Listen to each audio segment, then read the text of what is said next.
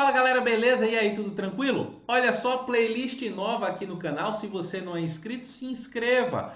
Deixe seu like, ative aí as notificações que eu tenho certeza que você vai gostar dessa playlist aqui. O nome da playlist é Já Caiu no Enem. E qual o objetivo da playlist? Preparar você, é óbvio, para os temas mais recorrentes na prova do Enem. Só que vamos fazer tudo isso exemplificando com questões, discutindo um tema e apresentando esse tema com a questão que apareceu em alguma prova do Enem.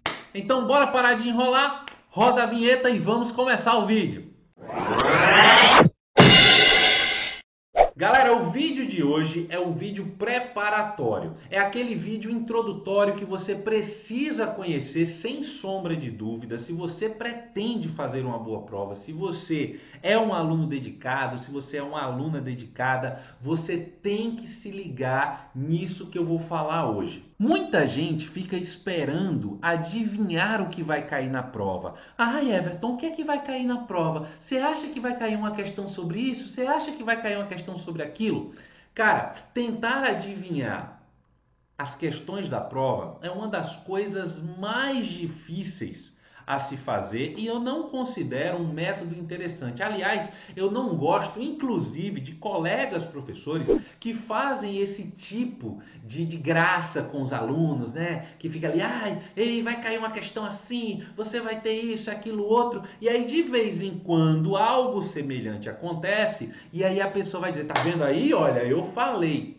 Não caia nessa não. Não caia nessa não. Adivinhar questões não é o caminho. O que os professores fazem, na verdade, é o quê?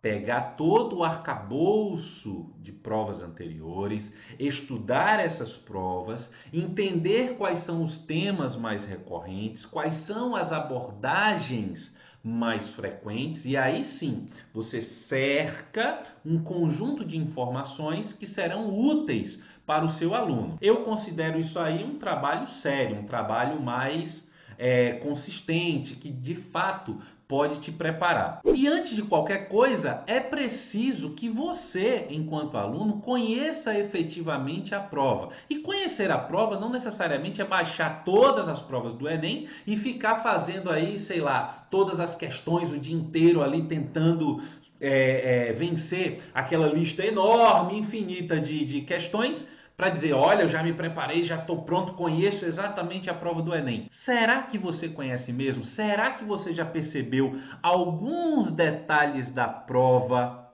que está na nossa cara e muitas vezes a gente não enxerga? Vou te falar agora, sabe o quê? A prova do Enem, ela vai ser elaborada a partir de um conjunto de ideias, né, que você vai encontrar na matriz do Enem. Você já deve ter isso aí com você. Se você não tem, eu vou deixar um link na descrição para que você possa encontrar. A matriz, ela traz a forma da prova.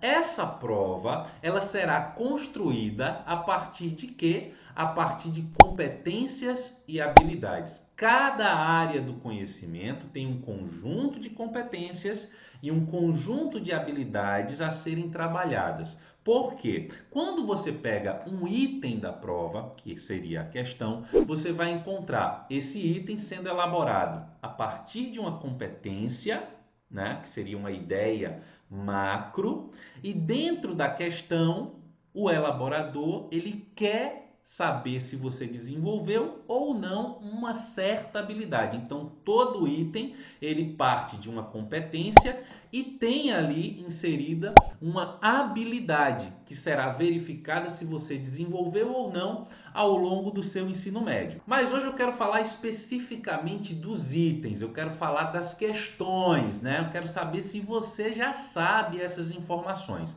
Quando a gente olha para a prova do Enem, existem alguns detalhes que passam despercebidos muitas vezes pelos alunos, mas é preciso que você conheça. Por exemplo, não existe na prova do Enem questões de verdadeiro ou falso, questões que dizem lá, ache a alternativa incorreta, não sei o que, parará, parará, exceto, você não vai encontrar esse tipo de questão na prova do Enem. Os elaboradores, a galera que constrói esses itens, eles partem de um princípio que Não devemos estimular o aluno ao erro, mas sim estimular o acerto. Você precisa encontrar a informação correta. Não há errada, não há exceção. Há uma grande discussão aí, Everton, mas poxa, se o cara ele sabe qual é a incorreta, é porque ele sabe qual é a informação correta, blá, blá, blá, blá, blá. Mas a prova do Enem trabalha nessa perspectiva. Outro ponto importante, por que não existe verdadeiro e falso, né? Ou questão de VOF, questões de somatória e tudo mais. Porque algumas dessas questões você consegue fazer somente por eliminação.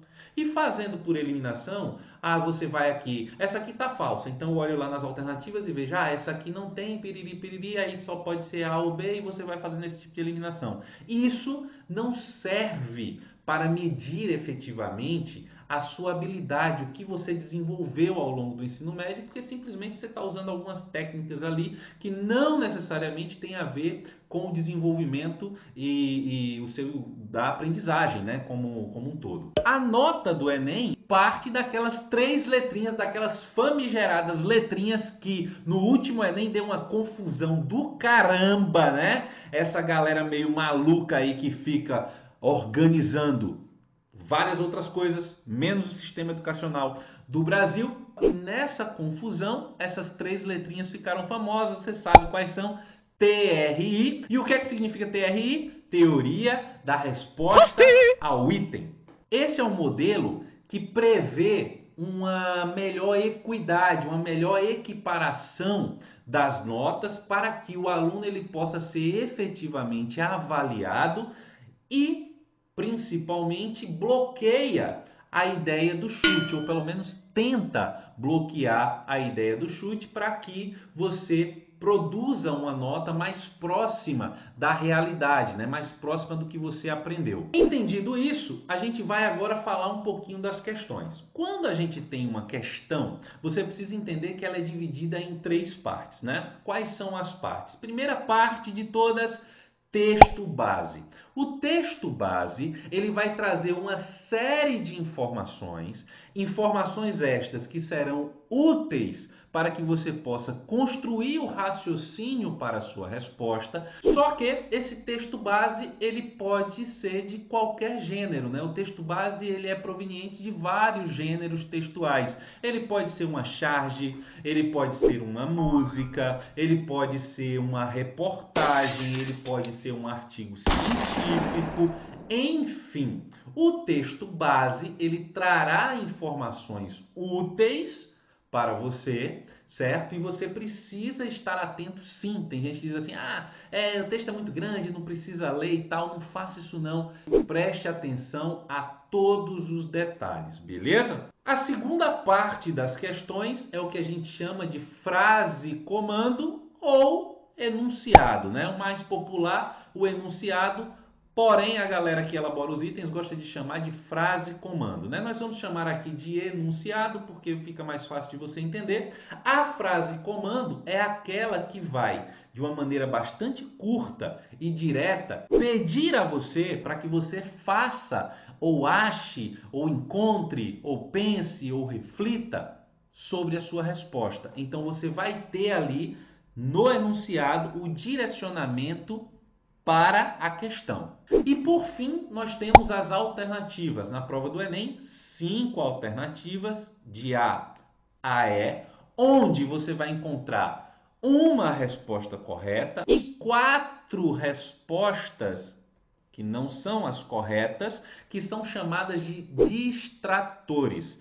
Essas respostas, que seriam as incorretas, elas são pensadas, colocadas ali de uma forma bastante sistemática, de uma forma que ela traz algo de correto, mas que não condiz com o que o texto, a frase comando, né, o enunciado te pediu. Parece certo, mas não é. Tem alguma coisa ali coerente, mas não totalmente.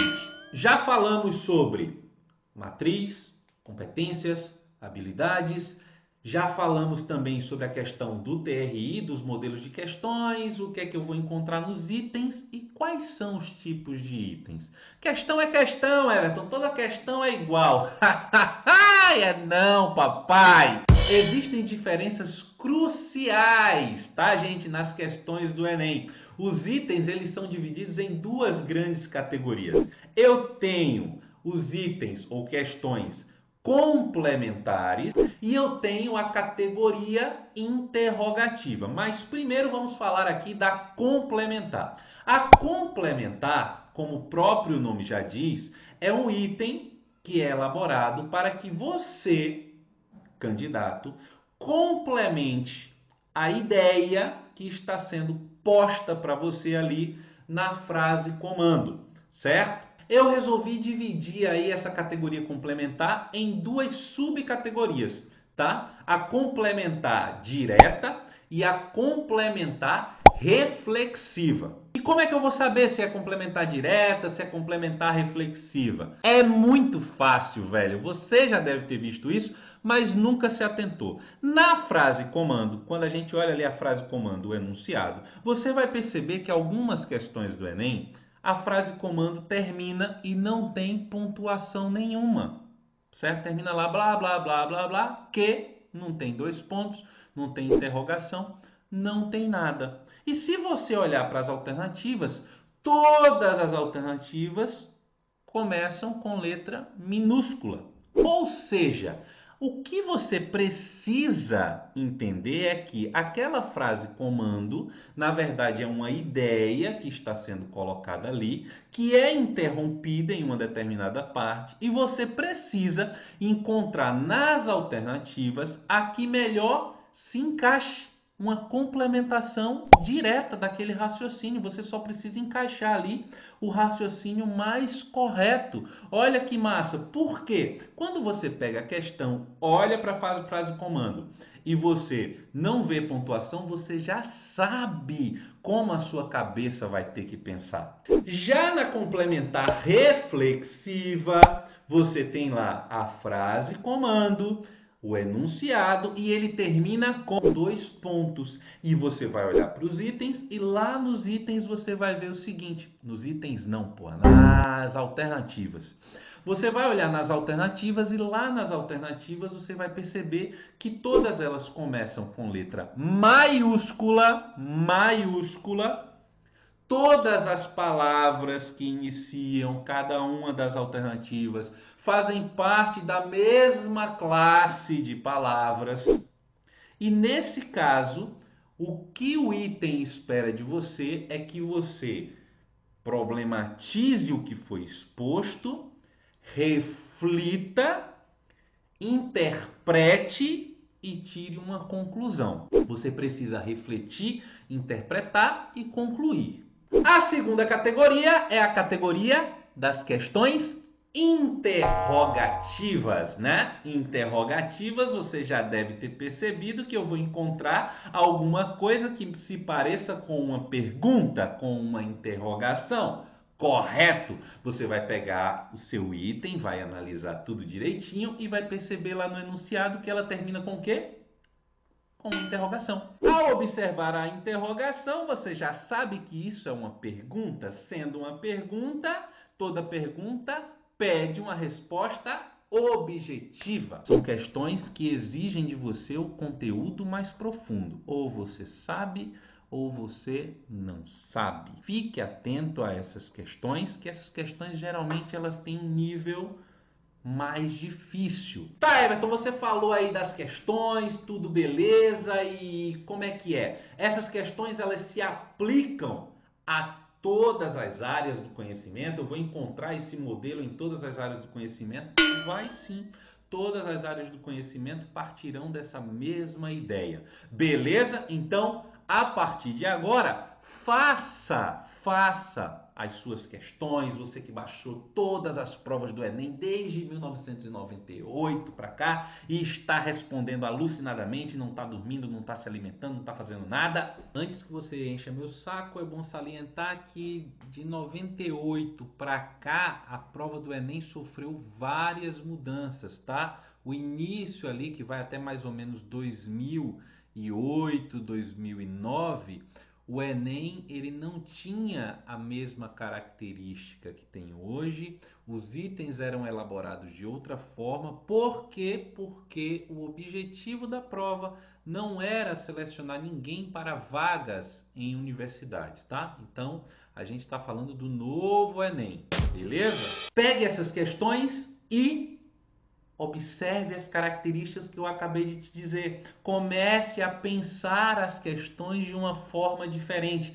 Tenho certeza que isso vai facilitar muito a sua vida e otimizar o seu tempo na hora de fazer a prova. Afinal de contas, o Enem geralmente é uma prova muito extensa, é uma prova longa, o aluno se cansa, se estressa. E é aí que mora o perigo. Espero que você tenha gostado. Deixa aí o seu like, compartilha, comenta sobre o vídeo.